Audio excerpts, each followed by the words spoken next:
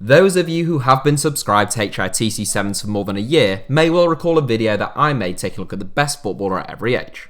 I've seen a fair few comments asking me to redo that video, but given many entrants will be the same, just a year or two older, I think it's best to hold off on that for probably at least a year.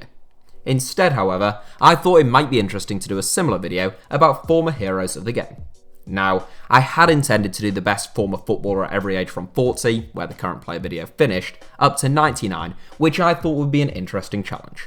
Unfortunately, that video would be ridiculously long and I wouldn't even have managed to get it up in time for today.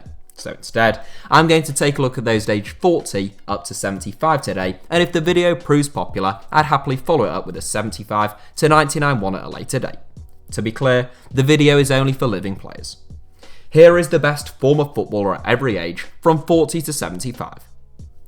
40. XAVI. Two of the best midfielders of the modern era are 40-year-olds, namely Xavi Hernandez and Andrea Pirlo. Both were a joy to watch and masters in the art of passing and moving, but personally, I don't think there's been a better midfielder over the last 2 decades than Xavi. The Spaniard was the metronome that kept a brilliant Barcelona team ticking for over 15 years, as well as playing a pivotal role in Spain's trio of international titles between 2008 and 2012. 41. Frank Lampard. Another world-class midfielder turned manager, Frank Lampard takes the crown as the best retired 41-year-old footballer for me. The Chelsea legend scored a phenomenal number of goals from midfield and was at one time also the most creative player in the Premier League.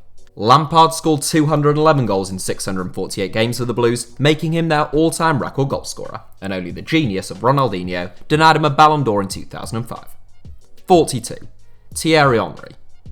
Arguably the finest player to have graced the English game during the Premier League era, Thierry Henry was frighteningly good at his very best. Following a difficult time at Juventus, he exploded into life following a 1999 transfer to Arsenal. For a number of years, Henry's movement in tangent with the likes of Robert Pires and Dennis Bergkamp made the Gunners one of the most devastating attacking forces in Europe. Henry went on to become Arsenal and France's all-time leading goalscorer, despite being much more than just a goal-getter, and he also enjoyed fruitful spells with Barcelona and the New York Red Bulls. 43. Ronaldo. There are a fair few very talented retired 43-year-olds who deserve honourable mentions here, perhaps Patrick Vieira, Francesco Totti, and Alessandro Nesta chief among them, but you'd have to be an all-time great candidate to beat Ronaldo. Prior to his dreadful injury setback at the turn of the millennium, Ronaldo was one of the best footballers to have ever lived. His speed, ability on the ball, and prolific goal scoring made him the best player on the planet, and without that injury, we may well be talking about him in the same category as Pele and Messi. Even after his setback, Ronaldo was the best player in the world for some time, as he showed at the 2002 World Cup. 44. David Beckham. David Beckham may have the personality of a damp flannel with his PR being managed more tightly than government officials, but I can't help but love the bloke. There has been a lot of nonsense stated about Beck's ability as a footballer, but the fact remains that he is probably the finest crosser of a ball and at least among the top 3 set-piece specialists in my lifetime. Beckham was a tireless trainer and an excellent professional with a wand of a right foot. He won it all at Manchester United, came second in 1999 Ballon d'Or voting, and won 115 caps for England. 45. Paul Scholes. I'm sticking to Manchester United legends at the age of 45, and Paul Scholes was a one-club man who spent his entire career at Old Trafford. The Salford native had a sensational career spanning 2 decades, transitioning from a goal-getting midfielder who often played just off Ruud van Nistelrooy at the start of the 2000s, to one who sat in the United midfield and dictated play by the end of the decade. Scholes was a tremendously intelligent footballer whose talents were always appreciated by his peers, but only fully understood by the general public towards the end of his playing days. 46. Fabio Cannavaro. As with age 45, it wasn't an easy decision for 46. I could go with yet another Manchester United legend in the form of Ryan Giggs, Real Madrid and Brazil icon Roberto Carlos, or Inter Milan favourite Javier Zanetti. All 3 could stake strong claims, but having outraged Italians by picking Scholes over Del Piero at 45, I thought I'd best go for Fabio Cannavaro at 46. A rare example of a Ballon d'Or winning defender, Cannavaro picked up that accolade in 2006, when he captained Italy to World Cup glory for the first time since 1982. Cannavaro was a markedly short centre-back at 5'9", but he made up for that lack of height with a first-class positional sense and excellent leadership skills. 47. Zinedine Zidane. There can't be many ages with more formidable competition than 47, where I had the choice of Luis Figo, Pavel Nedved, Rivaldo and Zinedine Zidane. 3 of those players made my video listing the 100 greatest footballers of all time, whilst the other was bitterly unfortunate to miss out. Ultimately, Zizou is the right choice as one of the 2 best footballers on earth at the end of the 1990s and at the start of the 2000s. Zidane starred for Juventus, Real Madrid and the French national team, bringing unparalleled grace and elegance to the field of play. He also popped up with some huge moments for both club and country, so he has to come out on top even among a stacked group of players. 48. Roy Keane. A very honourable mention must go to Lilian Thuram at the age of 48, but I can't overlook Roy Keane. I've made my views about Keane perfectly clear in an entire video about the Irishman, but to reiterate, Keane was an awful lot more than a hard man with a loud voice. That perception of him is very misleading, and in truth, Keane was a very good and highly effective footballer. He was intelligent, energetic, he had a brilliant first touch, he was deadly accurate in the pass, and rapid in transition. 49. CAFU. The greatest right-back of the modern era, I would argue, narrowly ahead of Philipp Lahm, is CAFU. It's wild to think that he is 49, since it seems like no time at all ago that he was still flying down the wing for AC Milan with one of his trademark long-busting runs. That's partly because CAFU had such incredible longevity, playing at the highest level until the age of 38. A 2-time World Cup winner, CAFU is in both the Roma and AC Milan Halls of Fame, and he is Brazil's most capped international of all time. 50. Oliver Kahn. Hitting the big 5-0, here there are at least 3 players of the highest calibre. My first thought was Dennis Bergkamp, who was an artist on the pitch and transformed Arsenal as a football club. Meanwhile, Fernando Redondo was similarly gifted and would have been a truly special career were it not for injuries. Ultimately, I think the talents of both were arguably exceeded by the performances of Oliver Kahn. It's incredibly difficult to compare outfield players with goalkeepers, but Kahn is one of the finest shot stoppers the sport has ever seen, and he proved that emphatically at the 2002 World Cup. An absolute nutter, but a tremendous keeper. 51. Paolo Maldini. 2 legends of Serie A battle it out at 51, with striker Gabriel Batistuta giving defender Paolo Maldini a tough challenge. Maldini hits all the criteria for greatness though. He was superbly talented, he had awe-inspiring longevity, and he won a hatful of trophies. Whether he was played at left back or centre back, Maldini was a complete class act. His reading of the game, defensive nous and ability on the ball made him one of the outstanding defenders in world football right up to his retirement, shortly before turning 42. 52. Paul Gascoigne. In terms of achievement, you can't overlook legendary sweeper Matthias Sammer at the age of 52, who won the Ballon d'Or, the Champions League and the European Championships. In terms of raw ability, it would have to be Paul Gascoigne, with an honourable mention going to 1998 World Cup Golden Boot winner Dave Oshooka. In the end, I've given it to Gaza, whose career could have been so much more decorated, but was still littered with moments of genius. His peak may have been short-lived, but Gascoigne showed in 1990 that he was as gifted as anyone, and as good as anyone when firing on all cylinders. 53. Roberto Baggio. A very honourable mention must go to the Liberian president George Weah at the age of 53, but my choice is his former AC Milan teammate and Italian legend Roberto Baggio. The star of the 1994 World Cup in many respects, like so many great works of art, Baggio's tournament was ultimately a tragedy. Having lit up the finals in the United States, the divine ponytail blazed his spot kick over the crossbar in Italy's shootout defeat to Brazil in the final. Baggio was a brilliant footballer who starred for Fiorentina, Juventus and both Milan clubs. He had real magic in his boots, possessing all the skill in the world, fantastic vision, and the ability to hit 30 goals in a season at his absolute best in the early 1990s. 54. Romario. It is 2 teammates from Johan Cruyff's dream team of the 1990s that battle out at the age of 54, and 2 more stars of the 1994 World Cup, in the forms of Romario and Hristo Stoichkov. Stoichkov was of course fantastic, but subscribers to this channel will be well aware of the high regard I hold Romario in. Among the finest out-and-out centre-forwards of all time, Romario is blessed with incredible God-given talent and was the most devastating striker on the planet, despite being allergic to training. He scored a goal a game at his most prolific, and did so having just stayed up partying all night. A true legend of the game, and another player I have an entire video about, should any of you be interested in watching that. 55. Marco van Basten. Marco van Basten isn't short of competition at 55, with Gheorghe Hagi and Michael Laudrup being 2 of the most gifted and enjoyable attacking midfielders to watch of all time. Laudrup in particular runs Van Basten close, but I'm not sure that would be the case were it not for Van Basten's premature retirement. For 8 or 9 years, Van Basten was just about the complete centre-forward. In his most prolific campaign, he scored 37 goals in 29 games, and the tall, elegant frontman wasn't just a goalscorer. He won the Ballon d'Or, a then joint record 3 times, despite his career being ended by injury at the age of 28. 56. Peter Schmeichel. Inter Milan and Italy legend Giuseppe Bergomi deserves the most honourable of honourable mentions at 56, along with Dutchman Ronald Koeman, but I've just edged towards Peter Schmeichel. The second goalkeeper to feature following Oliver Kahn, Schmeichel is another shot stopper who featured in my video listing the 7 greatest goalkeepers of all time. Best remembered for his 8-year stay at Manchester United and his heroics at Euro 1992, Schmeichel was a dominant and vocal goalkeeper with excellent reflexes, and he was one of Alex Ferguson's best ever signings. 57. Frank Rijkaard. AC Milan's terrific Dutch trio of Marco van Basten, Frank Rijkaard and Ruud Gullit can't all feature in this video since Rijkaard and Gullit are both aged 57. Both were remarkably versatile and well-rounded players who featured in a number of positions, but Rijkaard edges it for me.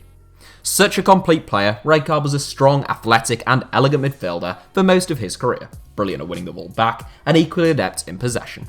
Later on in his career, he further proved his class operating as a sweeper and winning the Champions League in a youthful Ajax side. 58. Lothar Matthäus. Another legend of the game who operated as both a midfielder and as a sweeper, Lothar Matthäus was a brilliant and seemingly timeless footballer whose shirt appears to be a few sizes too big for him. He spent 20 years as a full German international, winning a record 150 caps and captaining West Germany as they won the World Cup at Italia 90. Matthäus played at a joint record 5 World Cups, making a record 25 appearances at the World Cup finals. Like Rijkaard, Matthäus was a very complete footballer, and Maradona described him as the best rival of his career. 59. Diego Maradona. The greatest forward and the greatest defender of the 1980s are both 59 years of age at the time of this recording, namely Franco Baresi and Diego Maradona. Baresi is perhaps the best 40 to 75-year-old to miss out in this entire video, but obviously there's no way I'm not going to pick Diego Maradona. A flawed genius, El Diego was arguably the most gifted footballer to have ever lived in terms of raw ability. He was born with a ball at his feet and fire in his belly, and although that fire sometimes led him astray, it also graced us with some of the most incredible moments in the history of the sport. Maradona in 86 is probably the highest peak we have ever seen from a footballer at a major tournament, and Maradona was the first age I checked when making this video. Sadly, I didn't write his name down, made the entire video, and then realised I'd left him out, meaning I spent yesterday having to redo the whole thing. 60. Bernd Schuster. Another AC Milan favourite, Carlo Ancelotti, deserves an honourable mention at 60, but my choice is German genius Bernd Schuster. One of the finest passers of the ball to have ever lived, in terms of ability, Schuster had all the tools to rival the likes of Maradona and Platini as one of the finest players of the 1980s, but he never strayed too far from controversy. Repeated fallouts plagued many of his moves, but the Blonde Angel was still the driving force in the Barcelona midfield for almost a decade, as well as starring for Real Madrid, Atletico Madrid and Bayer Leverkusen. He thrice made the top 3 of Ballon d'Or voting, but following a retirement from international age 24, the midfielder only won 21 caps for West Germany. 61. Hugo Sanchez. A teammate of Schuster's at Real Madrid, Hugo Sanchez is the 4th highest scoring foreign footballer in the history of La Liga, trailing only Lionel Messi, Cristiano Ronaldo and Ronaldo Luis Nazario de Lima. That's not bad company to be in, and Sanchez is almost universally regarded to be the greatest Mexican footballer of all time. A prolific goalscorer, Sanchez was renowned for his dead-eyed finishing, powerful aerial ability, and outstanding acrobatics. 62. Antonio Cabrini. Taking us up to 4 Italian defenders in this video, world-class former left-back Antonio Cabrini is now aged 62. One of the first wingers to be converted into a fullback, Cabrini was renowned for his powerful runs down the left flank, his boundless energy, and fierce left-footed strikes on goal. He spent the bulk of his playing days with Juventus, winning multiple Serie A titles and the European Cup, and he was integral to Italy's World Cup success in 1982. 63. Brian Robson. One could argue that on the grounds of 1982 alone, when he picked up the World Cup Golden Boot, the World Cup Golden Ball and the Ballon d'Or as his goals fired Italy to the World Cup, Paolo Rossi has to take the title for 63. I toyed with that idea, but in truth, Rossi was a fairly inconsistent forward who just had a couple of superb purple patches of form at very important times. Brian Robson was one of the outstanding midfielders of the 1980s as a complete box-to-box midfielder and a driving force in the Manchester United team. A born leader, only injuries thwarted Robson from going down as one of England's all-time greats, and he still made the PFA Team of the Year 6 times. 64. Michel Platini. There are 3 legends of the 1980s who are now all aged 64, namely Michel Platini, Karl-Heinz Rummenigge, and Zbigniew Boniek. Between them, they won the Ballon d'Or 5 times, and that's despite Boniek never winning the award. Platini won a trio of consecutive Ballon d'Ors in his first 3 seasons at Juventus, as the Frenchman scored 28, 25, and then 29 goals from midfield. A master passer of the ball, a genius at ghosting into the box, and one of the finest set-piece specialists of all time, Platini makes my all-time top 10 greatest footballers, so he walks this one despite some formidable competition. 65. Mario Kempes. The star of the 1978 World Cup, Mario Kempes was a born goalscorer who won both the Golden Boot and the Golden Ball as the focal point of Argentina's attack in '78, inspiring La Albiceleste to their first World Cup title. At club level, Kempes scored 116 goals in 184 games across 2 stints with Valencia, in addition to starring for the likes of Rosario and Boca Juniors. 66. Daniel Passarella. One of Brazil's iconic stars of the 1982 World Cup, Falcao, deserves the most honourable mention at 66, but it's another 1978 World Cup winner who pips him to the post. The second highest scoring defender of all time, Passarella was a defender of the highest calibre, whether he was playing as centre-back or at sweeper. The River Plate and Fiorentina legend captained Argentina to their first World Cup, and he was the only player to feature in both their 1978 and 1986 World Cup winning squads. 67. Zico. When talking about historically underrated footballers, there are a few players that spring to my mind more immediately than Zico. The perfect number 10, Zico was a magician on the ball. He was quick, inventive, two-footed and prolific.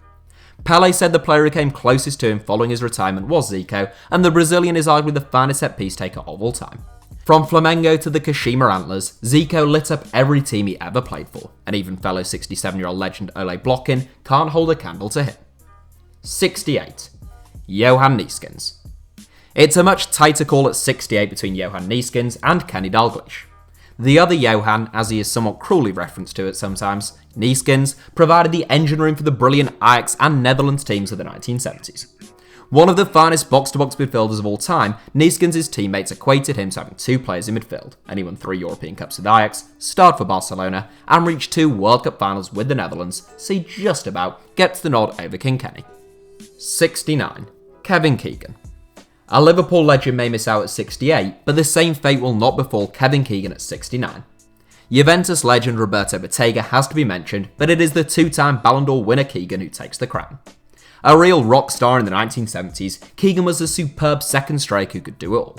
He won 3 First Division titles and the European Cup with Liverpool before setting sail for Hamburg, where he won a Bundesliga title and a couple of Ballon d'Ors. 70.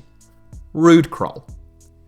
The Dutch national team left a lasting legacy on the beautiful game during the 1970s, and Ruud Krol is the second Ajax and Netherlands legend from that era to feature in this video. A perfect fit in Cruyff and Michel's total footballing philosophy, Ruud Krol was among the most versatile and complete footballers on earth. He offered fantastic technique and intelligence whether he was playing as a fullback, centre-back, sweeper or in holding midfield, and his talent and versatility would make him a strong candidate for any all-time 23-man squad. 71. Antonin Panenka. There are many people who will only associate the name Panenka with one thing, and that is the confident, softly chipped penalty since perfected by the likes of Andrea Pirlo, Zinedine Zidane, and Lionel Messi. Panenka himself was much more than a single penalty, although the nonchalance with which he struck that penalty in the Euro 1976 final rather summed up his game.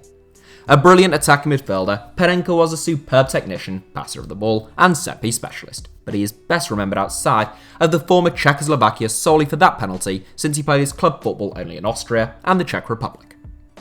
72. Branko Oblak. Sadly, most of the great footballers who would have been 72 right now have passed away, including Dutch great Rob Rensenbrink, who only died earlier this year. Branko Oblak is a player of sufficient calibre not to look out of place in this video though, and the Olympia legend is among the greatest Slovenian footballers of all time. Capped 46 times by Yugoslavia, Oblak was a tireless, versatile, and intelligent player who possessed quality on the ball and in the pass. In addition to being a legend at Olympia Ljubljana, Oblak starred for Hajduk Split, Schalke, and Bayern Munich. 73. Dragan Djalic.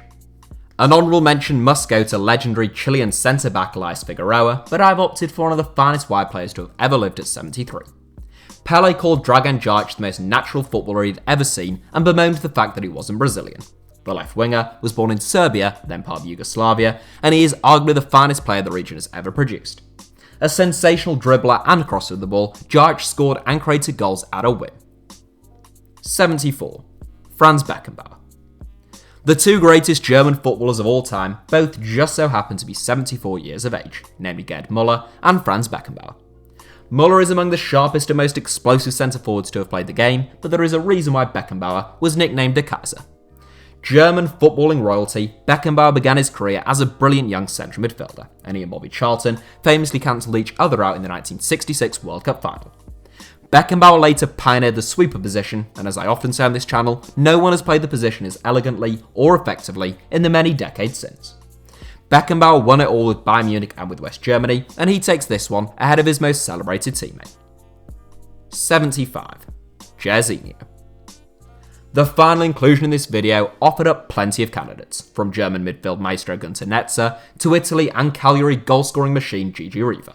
In the end, both are pipped to the post by the Samba star that is Jairzinho. Filling the void vacated by Garrincha would be a thankless task for almost any footballer, but Jairzinho took on that mantle for both club and country. He did so with typical Brazilian flair and effervescence, and at the 1970 World Cup, he became the first and still the only player to score for a World Cup winning team in every one of their games. A magnificent athlete, Jairzinho brought pace, power and stamina to the right flank, in addition to his obvious technical prowess and ability to score and create goals. He turned 75 on Christmas Day and seems like a fitting way to end this video. That's it for today's video. Thank you for watching. Feel free to give the video a like if you enjoyed it, in fact please do, and make sure you're subscribed to HITC Sevens, and head over to www.englandsgreatestdefender.com to have your mind blown by the best football book ever written.